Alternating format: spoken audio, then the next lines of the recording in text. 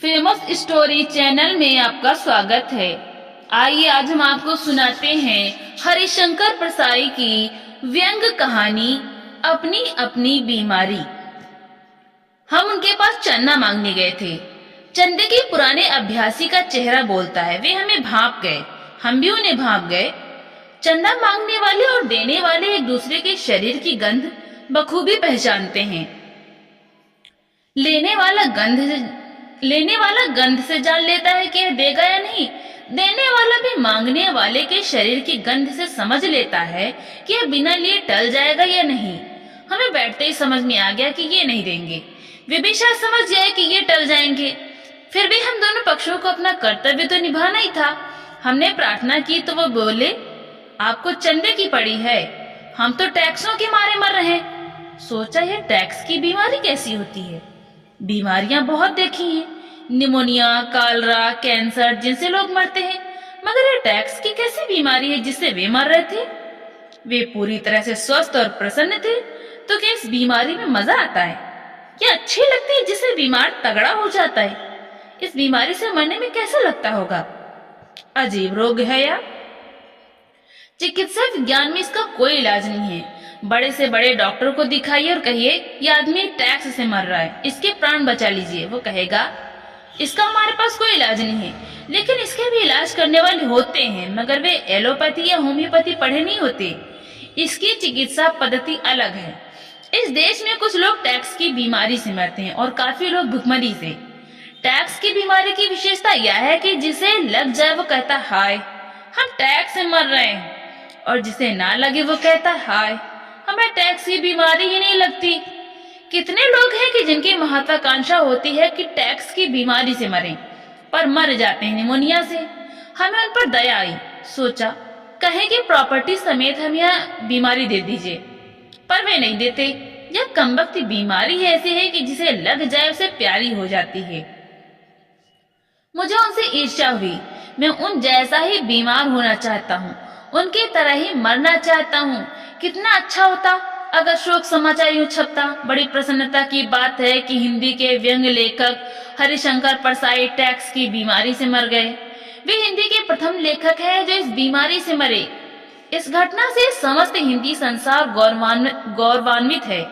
आशा है आगे भी लेखक इसी बीमारी से मरेंगे।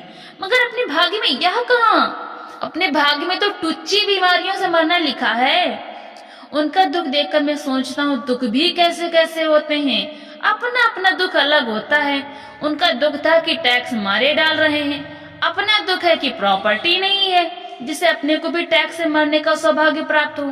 हम कुल 50 रुपए चंदा ना मिलने के दुख में मरे जा रहे थे। मेरे पास एक आदमी आता था जो दूसरों की बेईमानी की बीमारी से मरा जाता था। अपनी बेईमानी प्राण घातक नहीं होती, बल्कि संयम से साधी जाए तो स्वास्थ्य वर्धक होती है।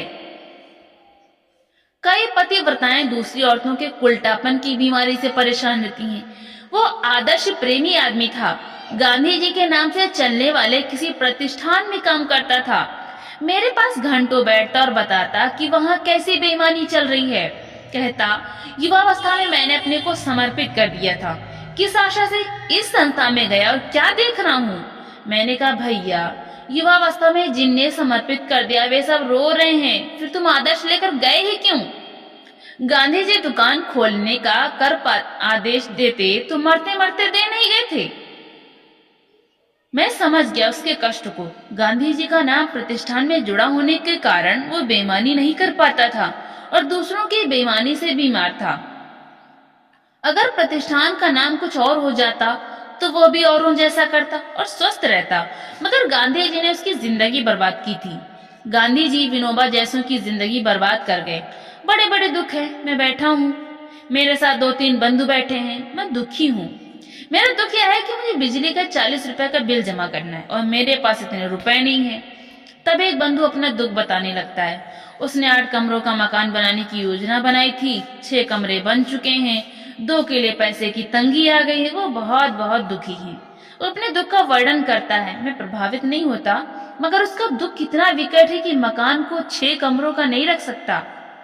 मुझे उसके दुख से दुखी होना चाहिए, पर नहीं हो पाता। मेरे मन में बिजली के बिल के 40 रुपए का खटका लगा है। दूसरे बंधु पुस्तक विक्रेता हैं। पिछले साल 50,000 की किताबें पुस्तकालयों को बेची थी, इस साल 40,000 की बिकी। कहते हैं बड़ी मुश्किल है, सिर्फ 40,000 की किताबें इस साल बिकी, ऐसे में कैसे चलेगा। वे चाहते हैं मैं दुखी हो जाऊं, पर मैं नहीं होता। इनके पास मैंने अपनी 100 किताबें रख दी थी, वे बिक गईं। मगर जब मैं पैसे मांगता हूँ तो वे ऐसे हंसने लगते हैं जैसे मैं हास्य रस पैदा कर रहा हूँ। बड़ी मुसीबत है व्यंग्यकार की, वो अपने पैसे मांगे तो उसे भी व्यंग्य विनोद में शामिल कर लिया जाता है।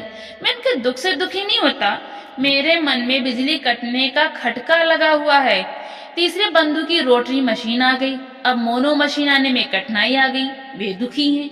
मैं फिर दुखी नहीं होता।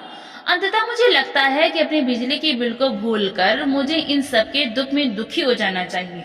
मैं दुखी हो जाता हूँ, कहता हूँ क्या ट्रेजेडी है मनुष्य जीवन की कि मकान को 6 कमरों का रह जाता है। और कैसी निर्दय है ये दुनिया कि सिर्फ 40,000 की किताबें खरीदती हैं। कैसा बुरा वक्त आ गया कि मोनो मशीन ही नहीं आ रही है। वे तीनों प्रसन्न हैं कि मैं उनके दुखों से आखिर दुखी हो ही गया।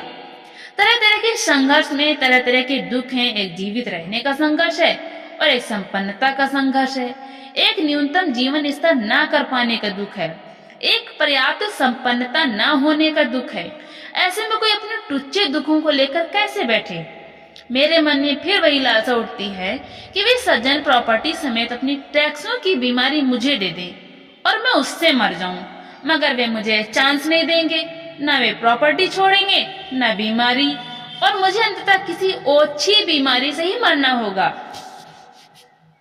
तो दोस्तों, आपको ये कहानी कैसी लगी? लाइक करें, ज्यादा से ज्यादा शेयर करें और कमेंट करके हमें जरूर बताएं। और हिंदी साहित्य की ऐसी ही कहानियां सुनने के लिए हमारे चैनल को सब्सक्राइब करना